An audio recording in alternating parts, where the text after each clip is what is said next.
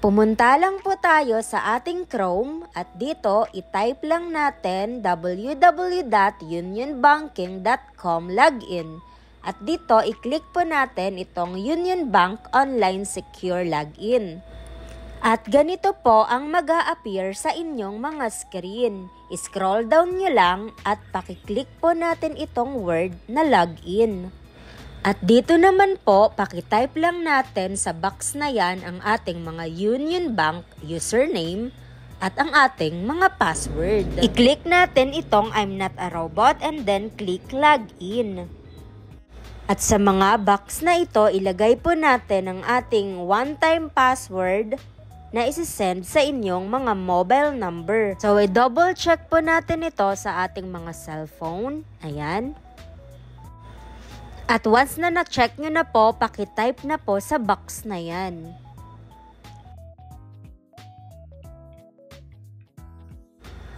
Sa part na ito, nakapag-login na po tayo at nandito na po tayo sa ating mga dashboard. Ngayon naman po, i-click natin itong Add/Manage. Pakiclick lang po natin itong Add Account.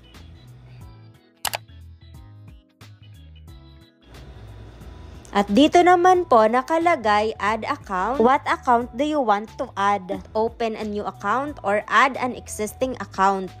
I-click po natin itong add an existing account. Pakipindot lang po yung arrow dyan sa gilid. At sa select account type, pakipindot itong card reference number. Dito, i-type na po natin ang ating reference number. Ito po yung number na pinadala sa atin ni Union Bank para po ma-activate natin ang ating mga virtual card. Once na na-type nyo na po, i-click lang natin itong done sa baba at pindutin natin itong submit. Sa part na ito naman po, ilagay lang natin ang ating mga birth date for additional security. Paki-select lang po dyan ang month, date, and year ng inyong kapanganakan. So ayan, pag okay na po kayong mag-select ng inyong kapanganakan, i-click na rin natin itong submit. Magsisend ulit sila dito ng one-time password. I-type nyo lang dyan sa mga box na iyan ang mga password na isi-send sa inyong mga mobile number.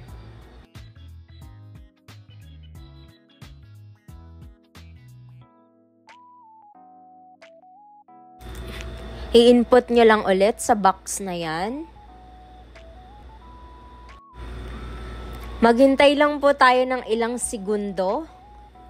Kasi pinaprocess na po yan guys ni Union Bank. Pag okay na po, ganito po ang lalabas sa inyong screen. Ayan, success. You have successfully added the following accounts to your profile. Bali na activate na po natin ng ating mga virtual card, credit card dito sa Union Bank through online. At para naman ma-double check natin yan, pumunta lang po tayo sa dashboard. At dito makikita natin ang full details ng ating credit card virtual card. I-click lang natin ang ating Union Bank virtual card at dyan makikita nyo na ang lahat ng details ng inyong card. At ang virtual card at ang actual na card na i-deliver po sa atin ni Union Bank ay hindi po magkaparehas ng account number. So baka magtaka po kayo pag na-i-deliver na po sa inyo ang mismong actual card ng inyong credit cards.